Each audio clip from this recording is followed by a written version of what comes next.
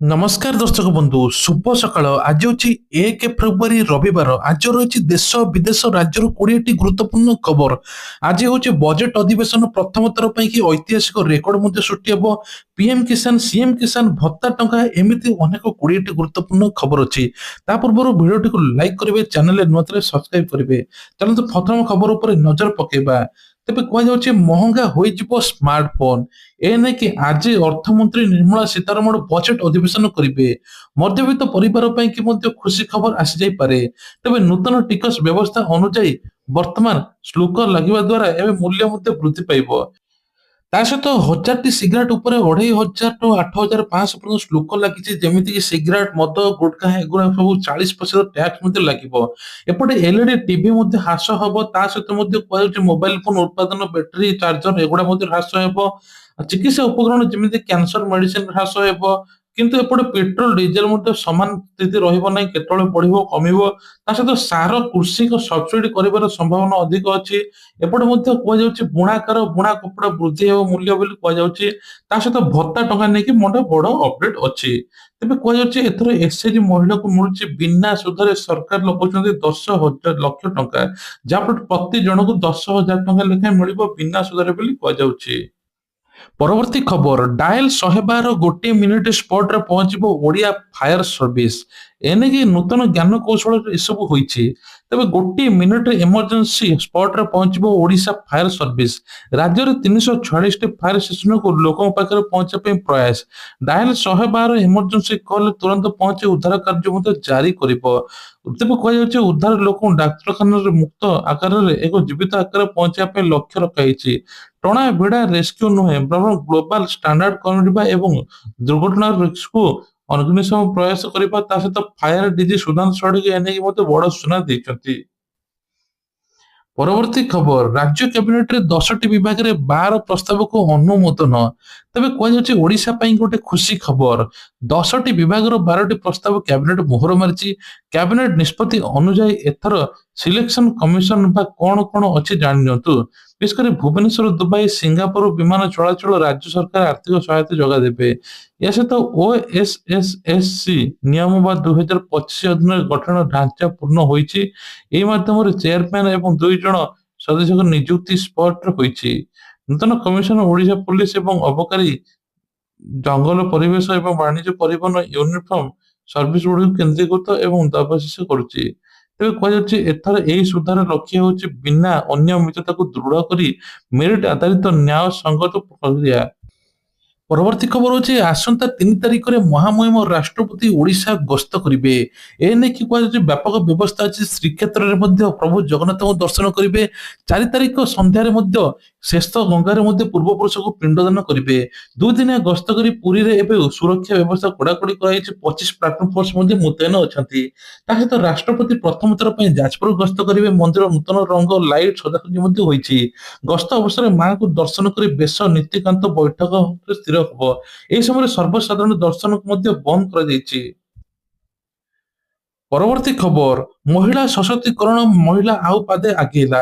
20 ଜଣ ମହିଳା ଏବେ ଯାଇଛନ୍ତି ତାଲିମ ନେବା ପାଇଁ। ବିଶେଷ କରି ଆମ ବସ୍ ଏବେ ଚାଲିବ ସୁଭଦ୍ରା ବସ୍। ଯାହାଫଳରେ ଆମ ବସକୁ ଚଲାଇବେ ଏଥର ମହିଳାମାନେ। ଏ ନେଇକି ସରକାର ମଧ୍ୟ ସେଇ 20 ଜଣ ମହିଳାକୁ ତାଲିମ ଦେବା ପାଇଁ କି ପଠେଇଛନ୍ତି ତାମିଲନାଡୁ। ତା ସହିତ ସେମାନେ ତାଲିମ ନେବା ପରେ ଓଡ଼ିଶାରେ ଗଡିବ ବସ୍। ମହିଳାମାନେ ଚଲେଇବେ ଆମ ବସ୍ ବୋଲି ସରକାର ଆଜି ସୂଚନା ଦେଇଛନ୍ତି। ବିଶେଷ କରି ବସ୍ ଡ୍ରାଇଭର ମାନେ ତଥାପି ଚେତୁନାହାନ୍ତି, ତେଣୁକରି ବାଧ୍ୟ ହୋଇକି ମହିଳାମାନଙ୍କୁ ନେଇଛନ୍ତି।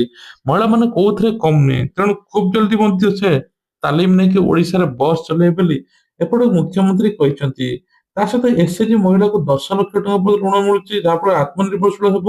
ଆଉ ପ୍ରତି ମାସରୁ ଆତ୍ମନିର୍ଭରଶୀଳ କାର୍ଯ୍ୟକ୍ରମ ମଧ୍ୟ ହେଉଛି। ପରବର୍ତ୍ତୀ ଖବର, ବିଶ୍ୱ ବ୍ୟାଙ୍କ ଗ୍ରୁପ ଅଧ୍ୟକ୍ଷ ଅଜୟ ବାଙ୍କା ଓଡ଼ିଶା ଗସ୍ତରେ ଆସି ମୁଖ୍ୟମନ୍ତ୍ରୀ ମୋହନ ଚରଣ ମାଝୀଙ୍କୁ ସ୍ୱାଗତ କରିଛନ୍ତି।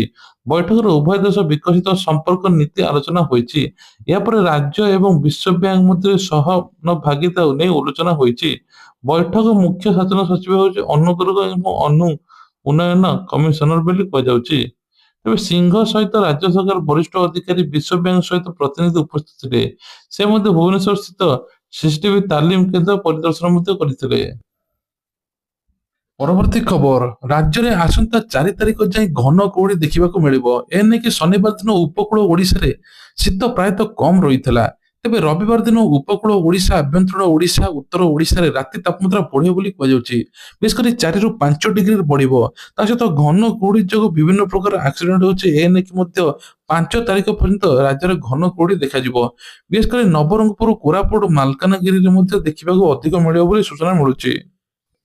ପରବର୍ତ୍ତୀ ଖବର, ଗଞ୍ଜାମବାସୀଙ୍କ ପାଇଁ ମାନ୍ୟବର ମୁଖ୍ୟମନ୍ତ୍ରୀ ମୋହନ ଚରଣ ମାଝୀ ଶତାଧିକ ପ୍ରକଳ୍ପ ଭେଟି ଦେଇଛନ୍ତି।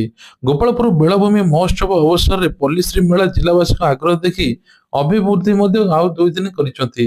ତେବେ ଜାନୁଆରୀ 27ରୁ 30 ଜାନୁଆରୀ ପର୍ଯ୍ୟନ୍ତ ଆୟୋଜିତ ହୋଇଥିଲା। ବିଶେଷ କରି କୁହାଯାଉଛି ପଲ୍ଲୀଶ୍ରୀ ମେଳା ଗ୍ରାମୀଣ ପାରମ୍ପରିକ ଦେଶ ପଣ୍ୟ ତା ସହିତ ଆକର୍ଷଣୀୟ ପ୍ରଦର୍ଶନ ବିପୁଳ ଲୋକପ୍ରିୟ ହାସଲ କରିଥିଲା। ବିଶେଷ କରି 250ଟି ଷ୍ଟଲ ମାଧ୍ୟମରେ ଗ୍ରାମୀଣ ଭାରତର ବିବିଧତା ସରକାର କାର୍ଯ୍ୟ ସାମର୍ଥ୍ୟ ହୋଇଥିଲା। ଏଥର ସରକାର ପ୍ରୋତ୍ସାହନ ରାଶି ମଧ୍ୟ ଯୋଗାଇ ଦେବେ। ତା ସହିତ ସରକାର ମହିଳାମାନଙ୍କୁ ବେଶୀ ଗୁରୁତ୍ୱ ଦେଇଛନ୍ତି ଏବଂ ମହିଳା ଏବଂ ଯୁବପିଢ଼ିକୁ କିଭଳି ନିଯୁକ୍ତି ସୃଷ୍ଟି ହେବ ସେ ନେଇକି ମଧ୍ୟ ଗୁରୁତ୍ୱ ଦେଇଛନ୍ତି। ପରବର୍ତ୍ତୀ ଖବର ହେଉଛି ଭୁବନେଶ୍ୱର ମହିଳାଙ୍କ ପାଇଁ ବଡ଼ ପଦକ୍ଷେପ। ଏବେ ମନ୍ତ୍ରୀ ମଧ୍ୟ କୃଷ୍ଣଚନ୍ଦ୍ର ମହାପାତ୍ର ବଡ଼ ସୂଚନା ଦେଇଛନ୍ତି। ମହିଳାମାନଙ୍କ ସୁରକ୍ଷା ଗତିଶୀଳତା ବୃଦ୍ଧି କରିବା ପାଇଁ ଐତିହାସିକ ପଦକ୍ଷେପ ନେଉଛନ୍ତି। ସେ କହିଛନ୍ତି ମହିଳା ଯାତ୍ରୀଙ୍କ ପାଇଁ ସ୍ୱତନ୍ତ୍ର ଭାବରେ ଏକ ସେବା ମହିଳା ଡ୍ରାଇଭର ଦ୍ୱାରା ପରିଚାଳିତ ହେବ, ଯାହାଫଳରେ ଲିଙ୍ଗ ସଶକ୍ତିକରଣ ଉପରେ ଗୁରୁତ୍ୱପୂର୍ଣ୍ଣ ରହିବ। ତେବେ କୁହାଯାଉଛି ଏଥର ସୁଭଦ୍ରା ବସ୍ ଚାଲିବ ମହିଳାମାନଙ୍କ ପାଇଁ, ମାନେ ମହିଳାମାନେ ଏଥର ସୁଭଦ୍ରା ବସ୍ ଚଲାଇବେ। ଏନେକି ମନ୍ତ୍ରୀ ବଡ଼ ସୂଚନା ଦେଇଛନ୍ତି। ତା ସହିତ କହିଛନ୍ତି ଏଥର ମହିଳାକୁ 10 ଲକ୍ଷ ଟଙ୍କା ପର୍ଯ୍ୟନ୍ତ ଋଣ ମିଳିବ, ସେ ପୁଣି ବି ବିନା ସୁଧରେ। ତେବେ ଦେଖାଯାଉ ଆଜି ବଜେଟରେ କଣ ହଉଛି, ମହିଳାମାନଙ୍କ ପାଇଁ ଆଉ କଣ କଣ ନୂଆ ଯୋଜନା ଆସୁଛି ସେ ନେଇକି ମଧ୍ୟ ଅପେକ୍ଷା ରହିଛି। ପରବର୍ତ୍ତୀ ଖବର ହେଉଛି ଆସିପାରେ 300 ନୂଆ ଟ୍ରେନ, 13 ଲକ୍ଷ ପର୍ଯ୍ୟନ୍ତ ଆୟକର ମଧ୍ୟ ଛାଡ଼ ହେବ। ଏଥିରେ କେତେକ ପ୍ରମୁଖ ଘୋଷଣା ମଧ୍ୟ ଅନୁମାନ ଅଛି। ବିଶେଷ କରି କୁହାଯାଉଛି ଯେ ଏଥିରେ 300ରୁ ଅଧିକ ଅମୃତ ଭାରତ, ବନ୍ଦେ ଭାରତ ଟ୍ରେନ ଘୋଷଣା ହୋଇପାରେ। ଗତ ବଜେଟରେ ରେଳ ପାଇଁ କି 2.65 କୋଟି ଟଙ୍କା ଆବଣ୍ଟନ ହୋଇଥିଲା। ସାଧାରଣତଃ ଏବେ ଋତୁର ଚାହିଦା ଯୋଗୁଁ ଏବେ 20ରୁ 25 ପର୍ଯ୍ୟନ୍ତ ଅନ୍ତର ମଧ୍ୟ ରହିପାରେ। 13 ଲକ୍ଷ ପର୍ଯ୍ୟନ୍ତ ହେବ ଆୟକର ଛାଡ଼ ବୋଲି କୁହାଯାଉଛି। 9,000 ବଢିପାରେ କିଷାନ ସମ୍ମାନ ନିଧି ଯୋଜନା। ପୂର୍ବରୁ ଯୋଉଟା 6,000 ଟଙ୍କା ପାଉଥିଲେ ତାକୁ ଏବେ ବଢାଯାଇ 9,000 ଟଙ୍କା କରାଯିବ। ଚାଷୀଙ୍କ ପାଇଁ ବଡ ଖୁସି ଖବର। ବଢିବ ଆୟୁଷ୍ମାନ ଭାରତର ପରିସର। ତା ସହିତ ମଧ୍ୟ କୁହାଯାଉଛି ଆଦୌ ଗ୍ୟାସ୍ ମଧ୍ୟ ଆଗକୁ କମିଯିବ ବୋଲି ସୂଚନା ମିଳୁଛି। ପରବର୍ତ୍ତୀ ଖବର, ହିତାଧିକାରୀଙ୍କ ପାଇଁ ସିଏମ କିଷାନ ଟଙ୍କା। ବିଶେଷ କରି ସିଏମ କିଷାନ ଅଧିକାରୀଙ୍କ ପାଇଁ ବଡ ଖୁସି ଖବର। ସିଏମ କିଷାନ ଯୋଜନା ବାଧ୍ୟତାମୂଳକ ପୂରଣ ନ କରିଥିବା ଇକେୱାଇସି ତୁରନ୍ତ କରିନିଅନ୍ତୁ। 28 ଫେବୃଆରୀ ପଞ୍ଜୀକରଣ କରିନଥିବା ହିତାଧିକାରୀ ଯୋଜନାରେ ବାଦ ପଡିବେ।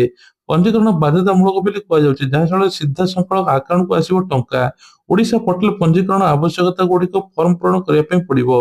ସିଏମ କିଷାନ .odisha.gov.in ରେ ଆପଣ ପଞ୍ଜୀକରଣ କରିପାରିବେ।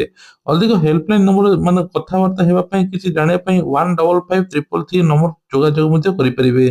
ତା ସହିତ ଇକେୱାଇସି କରିଦିଅନ୍ତୁ। ଖୁବ୍ ଜଲ୍ଦି ଆପଣଙ୍କ ଆକାଉଣ୍ଟକୁ ଆସିବ ସିଏମ କିଷାନ 2,000 ଟଙ୍କା। ତ କୁହାଯାଉଛି ଏଇ ମାସରେ ମଧ୍ୟ ଆସିପାରେ ଚାଷୀ ମାନଙ୍କୁ। କୋଟି କୋଟି ଚାଷୀ ଅପେକ୍ଷା କରିଛନ୍ତି। ଖୁବ୍ ଜଲ୍ଦି ଆପଣ ମାନେ ଆବେଦନ କରନ୍ତୁ ଆଉ ଇକେୱାଇସି କରିଦିଅନ୍ତୁ, ଆପଣଙ୍କ ପାଖକୁ ମଧ୍ୟ ଟଙ୍କା ଆସିବ ବୋଲି ସୂଚନା ମିଳୁଛି। ପରବର୍ତ୍ତୀ ଖବର ହେଉଛି ସାଇବର ଲୁଟରେ ଏବେ ନୂଆ ତରିକାରେ ଲୋକଙ୍କଠୁ ଆପଣାଉଛନ୍ତି। ଯଦି ଆପଣଙ୍କୁ ଲିଙ୍କ ଆସୁଛି ବା ଚାକିରି ଦେବା ନାଁରେ ବା ଏନଓସି ଯଦି ଆସୁଛି କିମ୍ବା ଚାଲାଣ ଆସୁଛି ଆପଣଙ୍କ ହ୍ୱାଟ୍ସଆପକୁ ଅନନ୍ୟ ନମ୍ବରରୁ, ଆପଣମାନେ ସତର୍କ ହୋଇଯାଆନ୍ତୁ। କାରଣ କିଛି ଦିନ ପୂର୍ବେ ଜଣେ ଡାକ୍ତରଙ୍କର, ଜଣେ ମହିଳାଙ୍କର ମଧ୍ୟ ଟଙ୍କା କଟିଛି। 5ରୁ 6 ଲକ୍ଷ ଟଙ୍କା ହୋଲ୍ଡ ହେଇକି ଅଛି। ତେଣୁ ଏବେ ସରକାର ମଧ୍ୟ କହିଛନ୍ତି ଏସବୁ ଉପରେ ଯଦି କ୍ଲିକ୍ କରିବେ ଆପଣଙ୍କ ନିଜ ଟଙ୍କା ମଧ୍ୟ କଟିବ। ପରବର୍ତ୍ତୀ ଖବର, ଏବେ କୁହାଯାଉଛି ଯେ ପାନ, ମସଲା, ସିଗାରେଟ, ଗୁଟଖା ଯାହା ସବୁ ବ୍ୟାନ୍ ଥିଲା ପୁଣି ଆଉଥରେ ଚାଲୁ ହେବ। ବିଶେଷ କରି ନିକୋଟିନ୍ ଥିବା ନଥିବା ଏବେ ସେଗୁଡ଼ା ଚାଲିବ, ନିକୋଟିନ୍ ଥିଲେ ଚାଲିବ ନାହିଁ। ତେବେ ଓଡ଼ିଶା ଏମିତି ଏକ ରାଜ୍ୟ ଯିଏକି 42% 42% ଲୋକେ ଗୁଟଖା, ପାନ, ଗୁଟଖା, ସିଗାରେଟ ଖାଉଛନ୍ତି। ତେବେ ଏନେକି ସରକାର ପୁଣି ଆଉଥରେ ତାକୁ ଓପନ କରିଛନ୍ତି। ପୁଣି ମାର୍କେଟ ଚାଲିବ ଏ ପାନ ମଧୁରୀ ବା ପାନ, ଗୁଟଖା, ତା ସହିତ ମଧ୍ୟ ଅନ୍ୟ ସବୁ ଜିନିଷ ଯୋଉଟା କି ଦେହ ଖରାପ ଦଉଛି। ଏନେକି ସରକାର କହିଛନ୍ତି ପୁଣି ଆଉଥରେ ଚାଲିବ, କିନ୍ତୁ ବିଶେଷ କରି ଧ୍ୟାନ ଦେବାକୁ ପଡିବ ନିଜ ସ୍ୱାସ୍ଥ୍ୟ ନିଜକୁ। ପରବର୍ତ୍ତୀ ଖବର ହେଉଛି ରାସନ କାର୍ଡ଼କୁ ନେଇକି ବଡ଼ ଅପଡେଟ୍ ଏଣିକି ରାସନ କାର୍ଡ଼ ଇ-KYC ସରକାର କରିଛନ୍ତି। ସରକାର କହିଛନ୍ତି ରାସନ କାର୍ଡ଼ ଇ-KYC ଡେଟ୍ ଘୁଞ୍ଚେଇଛନ୍ତି। 15 ଲକ୍ଷ ହିତାଧିକାରୀ ଅଛନ୍ତି। 5 ଲକ୍ଷ ମୃତ ହିତାଧିକାରୀଙ୍କ ନାମ ମଧ୍ୟ କଟିଛି। ଆର୍ଥିକ ସ୍ୱଚ୍ଛଳ ଯେଉଁମାନେ ନାହାନ୍ତି, ଇନକମ୍ ଜିରୋ, ତାଙ୍କୁ ରାସନ କାର୍ଡ଼ରେ 1000 ଟଙ୍କା ସହାୟତା ମିଳିବ। ସେପଟେ ପ୍ୟାନ୍ କାର୍ଡ଼ ଆଧାର କାର୍ଡ଼କୁ ନେଇକି ବଡ଼ ଅପଡେଟ୍। ପ୍ୟାନ୍ କାର୍ଡ଼ ଆଧାର କାର୍ଡ଼ ଲିଙ୍କ୍ କରିବା ନିହାତି ଦରକାର। ଯଦି ଲିଙ୍କ୍ ନ କରିବେ ଆପଣ ପ୍ୟାନ୍ କାର୍ଡ଼ ଅକାମୀ ହୋଇଯିବ। ତୁରନ୍ତ ଆପଣମାନେ ପ୍ୟାନ୍ କାର୍ଡ଼ ସେଣ୍ଟରକୁ ଯାଇକି ଅପଡେଟ୍ ମଧ୍ୟ କରାଇଦେବେ। ତୁରନ୍ତ କହୁଛନ୍ତି ଆଗେ ଆପଣମାନେ ରାସନ କାର୍ଡ଼ ଇ-KYC କରିଦିଅନ୍ତୁ, ଯାହାଫଳରେ ଏବେ ନୂଆ ରାସନ କାର୍ଡ଼ ମଧ୍ୟ କିଛି ପାଇପାରିବେ। ଆଉ ହିତାଧିକାରୀଙ୍କ ମଧ୍ୟ ଆଉ ରାସନ କାର୍ଡ଼ର ଅସୁବିଧା ହେବ ନାହିଁ। ସବୁ ସରକାରୀ କ୍ଷେତ୍ରରେ ମଧ୍ୟ ବ୍ୟବହାର କରିପାରିବେ। ତେବେ ଇଏ ଥିଲା ଆଜିର କିଛିଟା ଗୁରୁତ୍ୱପୂର୍ଣ୍ଣ ଖବର। ଯଦି ଖବରଟି ଭଲ ଲାଗିଥିଲା ନିଶ୍ଚୟ ଲାଇକ୍ କରିବେ। ଚ୍ୟାନେଲରେ ନୂଆ ଥିଲେ ସବସ୍କ୍ରାଇବ୍ କରିବା ପାଇଁ ଭୁଲିବେ ନାହିଁ।